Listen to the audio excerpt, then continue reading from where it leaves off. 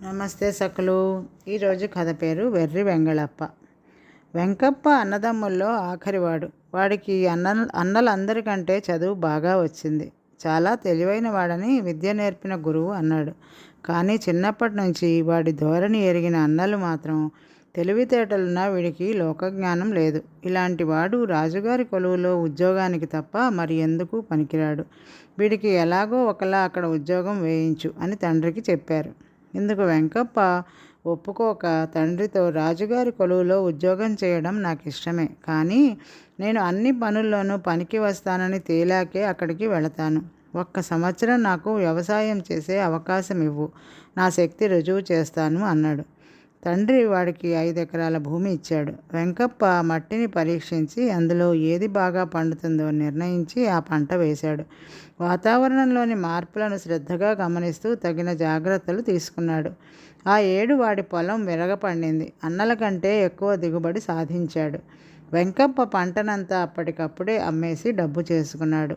బాగా సంపాదించాను అన్న ఉత్సాహంలో కాస్త విలాసంగా ఖర్చు పెట్టాడు. 6 నెలలు గడిచేసరికి వాడి దగ్గర డబ్బంతా అయిపోయింది. తిరిగి కొత్త పంట వేయడానికి పెట్టుబడికి కానీ ఏమీ మిగల్లేదు. అయితే వాడికంటే తక్కువ భూమిలో అంతకంటే తక్కువ పంట పండిన వారు కూడా సుఖంగా ఉన్నారు. వాళ్ళందరూ మంచి ధర వచ్చేదాకా ఆగి పంట అమ్ముకున్నారు. పొలమంతా ఒకే పంట వేయకుండా ఇంట్లోకి అవసరమైన ఇతరత్రా పంటలు కూడా వేశారు. వెంకప్ప మొత్తం అంతా అమ్మివేయడం వల్ల తనకు కావలసిన తిండి గింజలు కూడా తాను అమ్మిన దానికి రెట్టింపు ధరకి కొనుక్కోవాల్సి వచ్చింది. వీడు వెర్రి వెంగళప్ప అని ముందే చెప్పాం, తొందరగా వీడికి ఉద్యోగం వేయించు అని అన్నలు తండ్రిని హెచ్చరించారు. వెంకప్ప తండ్రి కాళ్ళు పట్టుకుని, వ్యవసాయం నాకు అచ్చి రాలేదు, అయినా అది ఒంట్లో బలం ఉన్నవాళ్ళు చేయవలసిన పని. నాకు బుద్ధిబలం ఉన్నది, నేను వ్యాపారం చేస్తాను, 1000 వరహాలు ఇవ్వు అని అడిగాడు. తండ్రి వాడికి 1000 వరహాలు ఇచ్చాడు. వెంకప్ప ఊళ్ళో ఏ వస్తువు ఎంత ధరకు అమ్ముడుపోతున్నదో చూశాడు. చుట్టుపక్కల ఆ వస్తువులు చవకగా దొరికే ప్రాంతాలేవో తెలుసుకున్నాడు. అక్కడి నుంచి సరుకు కొని తెచ్చి ఊళ్ళో మిగిలిన వారందరికంటే చవకగా అమ్మడం ప్రారంభించాడు. వాడి వ్యాపారం దినదిన ప్రవర్ధమానమైపోయింది. వ్యాపారం ఇంత సులభమా అని ఆశ్చర్యపోయాడు. వెంకప్ప మొదటి 2-3 మాసాల్లోనే తండ్రి వాడికిచ్చిన 1000 వరహాలను 10,000 వరహాలు చేశాడు. అన్నలు తనను అందరి వద్ద వెర్రి వెంగళప్ప అంటారని వాడికి తెలుసు. అందుకని వెంకప్ప పని కట్టుకుని ప్రతి వ్యాపారస్తుడి దగ్గరకు వెళ్ళి, ఈ 2-3 మాసాల్లో నా దగ్గర డబ్బు 10 రెట్లయింది, మీ అందరికీ కూడా అంత పెద్ద లాభాలు వస్తున్నాయా అని అడిగాడు. ఒక వ్యాపారి కూడా తనకు పెద్దగా లాభాలు వస్తున్నాయని ఒప్పుకోలేదు. నీకు అంత పెద్ద లాభాలు ఎలా వస్తున్నాయో మాకు అంతు చిక్కడం లేదు, అతి కష్టం మీద మా పెట్టుబడి మాకు తిరిగి వస్తున్నది అన్నారు వాళ్ళు. వెంకప్ప ఆశ్చర్యపోయి తనంత తెలివైన వాడు లేడు అనుకున్నాడు. సంపాదించిన డబ్బును ఇష్టం వచ్చినట్టు ఖర్చు పెట్టేవాడు. నెలకి 1000 రూపాయలు దాచగలిగితే చాలు అనేది వాడి అభిప్రాయం. 6 మాసాలు గడిచాక వెంకప్ప దగ్గరకు రాజుగారి పన్నులు వసూలు చేసే అధికారి వచ్చి, వ్యాపారంలో నీకు బాగా లాభాలు వచ్చాయి కదా అని అడిగాడు. అవును, ఈ ఊళ్ళో ఎవరికీ రానంత వచ్చాయి అన్నాడు వెంగళప్ప. నీ లాభాల సంగతి నా దాకా వచ్చింది. నువ్వు రాజుగారికి 30,000 వరహాలు పన్నుగా చెల్లించవలసి ఉన్నది అన్నాడు అధికారి. పన్నేమిటి అంటూ ఆశ్చర్యపోయాడు వెంకప్ప. నీకు వచ్చిన లాభాల్లో 30% రాజుగారికి పన్నుగా కట్టాలి. ఇంతవరకు నీకు 1,00,000 వరహాలు లాభం వచ్చింది అంటే 30,000 వరహాలు పన్ను కట్టాలి. నీలాగే మిగతా వ్యాపారులు కూడా పన్ను కట్టాలి. త్వరగా పన్ను చెల్లించు అన్నాడు అధికారి. వెంకప్పకు గుండె ఆగినంత పనైంది. తను మళ్ళీ తండ్రి దగ్గర అప్పు చేసి పన్ను చెల్లించాలి. మిగతా వ్యాపారులు లాభాలు రావడం లేదని ఎందుకు అన్నారో వాడికి ఇప్పుడు అర్థమైంది. వెంకప్ప తండ్రి పన్నులు వసూలు చేసేవాడికి సర్ది చెప్పి పంపేసి, నీ అన్నలు చెప్పినట్లు నువ్వు నిజంగా వెర్రి వెంగళప్పవే, మనం రాజధానికి వెళదాము, అక్కడ నీకు ఏదో ఒక ఉద్యోగం ఇప్పిస్తాను అన్నాడు వెంకప్పతో. వెంకప్ప అవమానంతో తల వంచుకుని, నా ఉద్యోగం నేనే సంపాదించుకోగలను, అబద్ధాలు పలకవలసిన వృత్తిలో నేను రాణించలేకపోవచ్చు, కానీ నా తెలివితేటలతో రాజుని మెప్పించగలను అన్నాడు.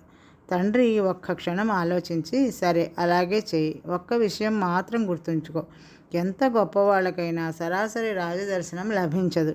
ఎవడైనా గొప్పవాడి ద్వారా రాజుగారి ప్రాపకం సంపాదించుకో, నీ వల్ల పని కాకపోతే మాత్రం నాకు కబురు చేయి, వచ్చి సాయం చేస్తాను అన్నాడు. వెంకప్ప రాజధాని నగరం చేరాడు. ఆ రోజు రాజుగారు మహాకవి అప్పన్నకు కనకాభిషేకం చేస్తున్నాడు. జనం తండోపతండాలుగా వెళుతున్నారు. ఆ విశేషం చూడడానికి వెంకప్ప కూడా వెళ్ళాడు. రాజ్యంలోని ప్రముఖులందరూ మహాకవికి ప్రణామాలు చేయడం వెంకప్ప చూశాడు. రాజు స్వయంగా ఒక పళ్ళెం నిండా బంగారు నాణేలు తెచ్చి పురోహితులు మంత్రపఠనం చేస్తుండగా అప్పన్నను అభిషేకించి పాదాభివందనం చేశాడు. అప్పన్న రాజుని ఆశీర్వదించాడు. జయజయధ్వానాలతో సభ దద్దరిల్లిపోయింది.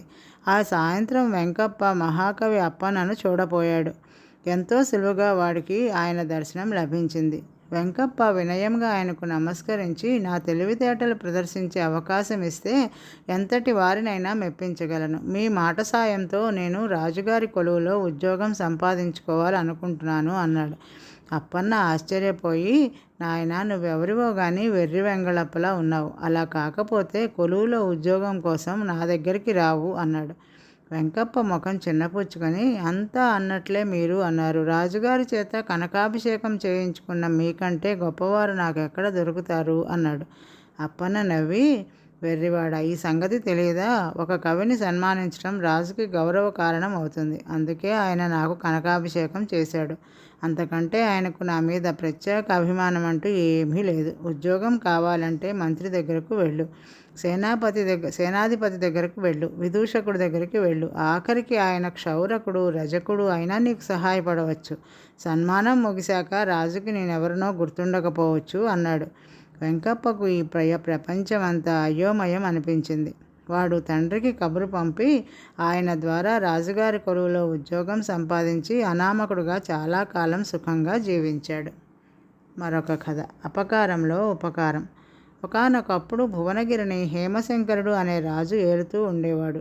పరిపాలనా దక్షతతో పాటు కళాపోషణలో కూడా ఆయన పేరు పడ్డాడు. ప్రతి సంవత్సరం హేమశంకరుడు కొద్ది రోజుల పాటు కొత్త ప్రదేశంలో రాజ్య వ్యవహారాలకు దూరంగా రాణితో గడిపి వచ్చేవాడు. ఆ సమయంలో రాజు రాణి ప్రకృతి దృశ్యాలను తప్ప వేటిని పట్టించుకునేవారు కాదు. ఆ విధంగా ఒకసారి రాజు రాణి అరుణాచలం అనే ఊరు వెళ్ళారు. అది 2 కొండల నడుమ ఉన్నది. ఎంతోమందికి ఆ ప్రాంతం గురించి తెలియదు, కానీ ప్రకృతి సౌందర్యంలో ప్రత్యేకత ఉన్న ఊరది. అక్కడ కొత్త రకం చెట్లు ఉన్నాయి. కని విని ఎరుగని రంగురంగుల పూలు ఉన్నాయి. ఊరుకు అందాన్ని ఇవ్వడానిక అన్నట్లు వంపులు తిరిగి ప్రవహించే సెలయేరు ఉన్నది. ఆ సెలయేట్లో వెండి బంగారాల్లా మెరిసే చేపలు ఉన్నవి. ఇవన్నీ చాలవన్నట్లు ఏటా ఒకానొక ఋతువులో ఎక్కడి నుంచో వివిధ జాతుల పక్షులు వలసకు వచ్చి కొంతకాలం ఉండి వెళ్ళిపోతాయి. ఆ ఊరి ఎంత బాగుంటుందంటే ఆ పక్షులు అక్కడ వాలితేనే అందమనిపిస్తుంది. హేమశంకరుడు అరుణాచలం చేరిన 2 రోజులకు వలస పక్షులు వచ్చాయి. రాజు రాణి ఆ ఊరి అద్భుత సౌందర్యానికి మురిసిపోయారు.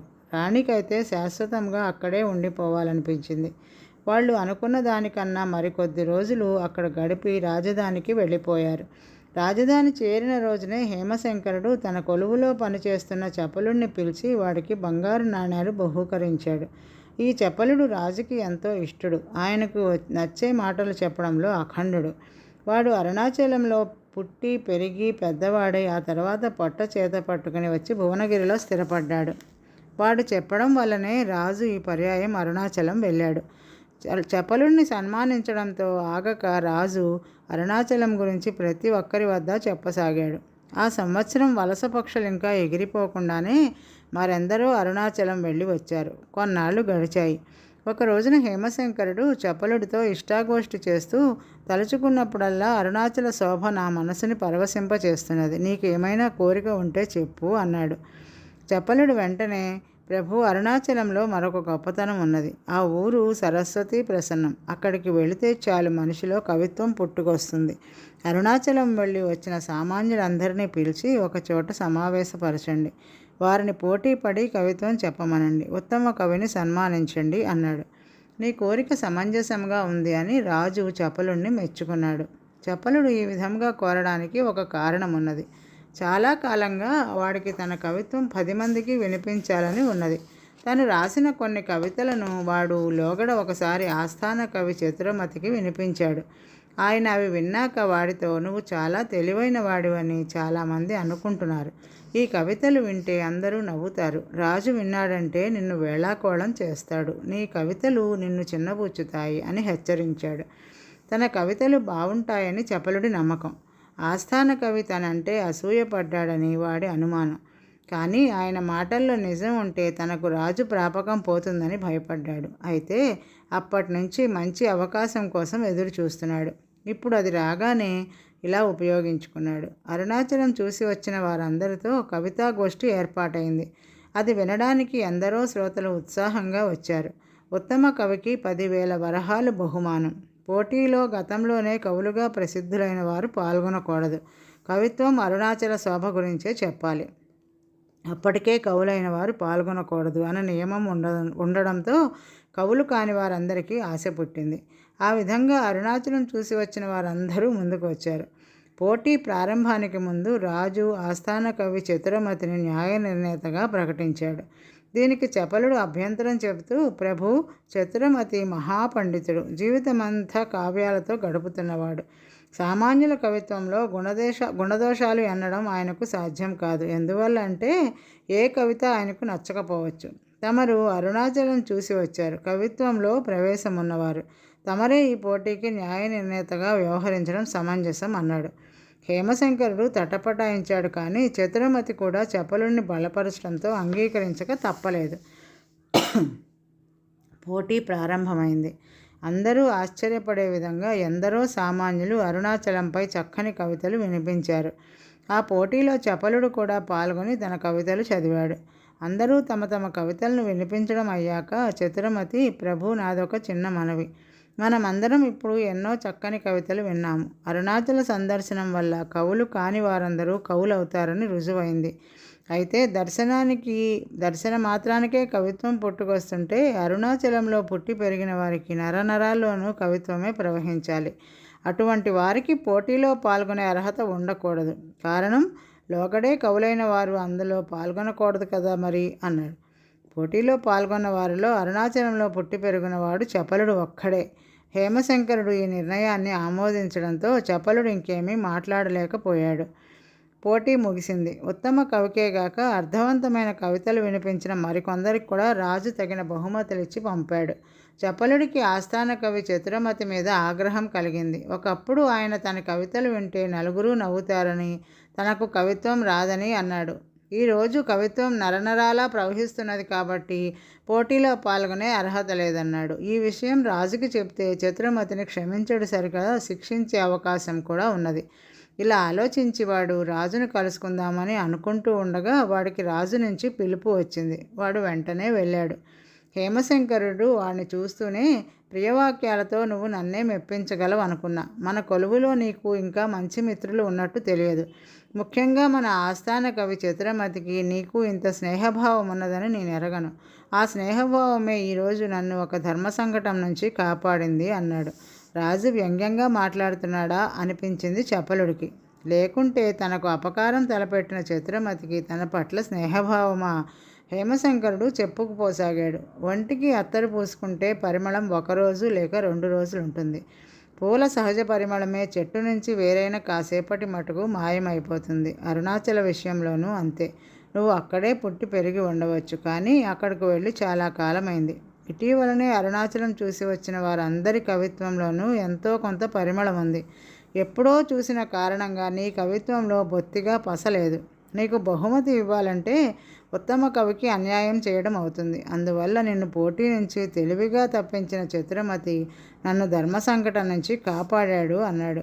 దీనితో చపలుడికి తన కవిత్వపు స్థాయి అర్థమైంది. చతురమతి కారణంగా తనకు బహుమతి రాకపోవడం అపకారమే అయినా తన అసమర్థత తెలియని అసమర్థులను పోటీ నుంచి తప్పించడం వాళ్లకు అపకారంలో ఉపకారం కాగలదని అసమర్థులందరూ తెలుసుకోవడం మంచిదే కదా అనుకున్నాడు.